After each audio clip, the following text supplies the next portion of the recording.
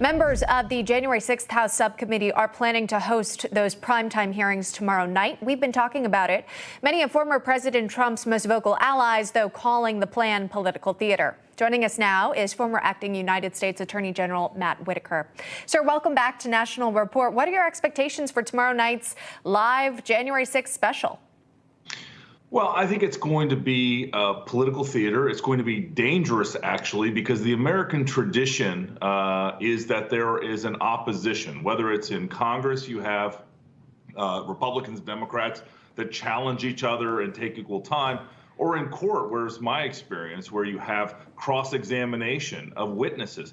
This is going to be hand-picked. There's no opposition. There's no going to be no ability to cross-examine or impeach witnesses or otherwise, question the evidence. And I've never seen anything like this. And the fact that the mainstream media is playing along with this, where you have two hand-picked Republicans that are never Trumpers, I think we're going to see a culmination of really the only thing the Democrats want to talk about right now, and that is Donald Trump. And it's not a winning message for 2022. And the American people are, quite frankly, sick of it. Well, that goes on to my next question. Really, the goal behind choosing to air these during a primetime special, again, you're interrupting your typical coverage there on these major networks. So that is clearly a decision. Again, reports that the former ABC News president had been tapped to sort of produce this special. So we'll see what that entails. But is there an interest for people tuning in to watching it actually play out, to, of course, learn the findings of this committee that has been working on months to get to the bottom of it? Most likely there's not a lot of interest. I do not expect that the ratings for this are going to be good. I would recommend people watch Game 5 of Tampa Bay and New York Rangers. It's going to be a much better competitive game where there actually is opposition and people that are competing, where in this case, it is going to be a one-sided, hand-picked, produced by Hollywood special. And it's not going to advance the ball. It's not going to change people's minds. And it's quite frankly going to be an absolute waste of time when we have so many other challenges facing our country. While we've got you here, I wanted to ask you about Peter Navarro and his arrest, what he alleges there, again, the shackles, being handcuffed. Tell me about that. Do you think that that is also politically motivated, as we've heard him describe it to be? I do. I think he was, obviously the FBI has the discretion to either arrest someone or to have them report on their own recognizance. Peter Navarro was no threat, was not violent, had demonstrated, no precursors to what happened to him. And so I think he should have just had a notice to report. Remember, he's being charged with misdemeanors as well.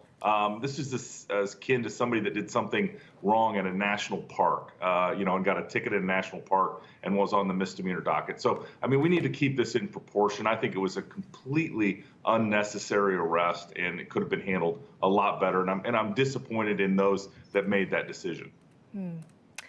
I want to turn now to something we saw recently from the president. He signed some police reform executive order. It aims to do the following here: promoting accountability, raising standards, supporting law enforcement with improved systems and training, improving data transparency and oversight of new technologies, and reforming our broader criminal justice system. Again, this action taken by the White House here. Maybe I can get your comment, too, on those results that we saw out in California, specifically in San Francisco, where voters voted to recall the district attorney there, Chesa Boudin. How does this play into where the country is headed when it comes to really getting criminal activity under control and then also supporting law enforcement?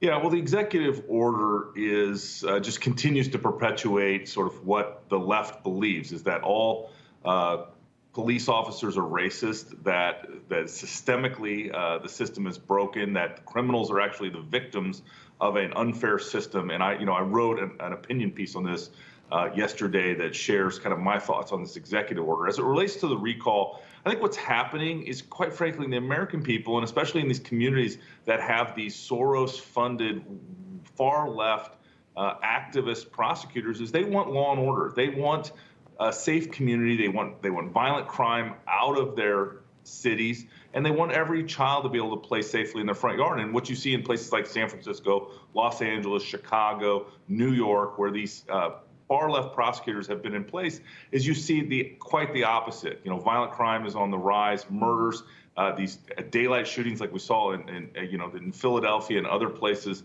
by gang members. They're just not going to tolerate it anymore, and that's why the American people are rising up and taking back control. The shoplifting that we've seen, those vehicle break-ins as well, just when you watch it play out clearly, residents of San Francisco, it's such a progressive city, they've had enough. Matt Whitaker. Yeah, exactly, and they voted. All right, thanks so much for joining us today. Really do appreciate the conversation. Thank you. Good to be with you.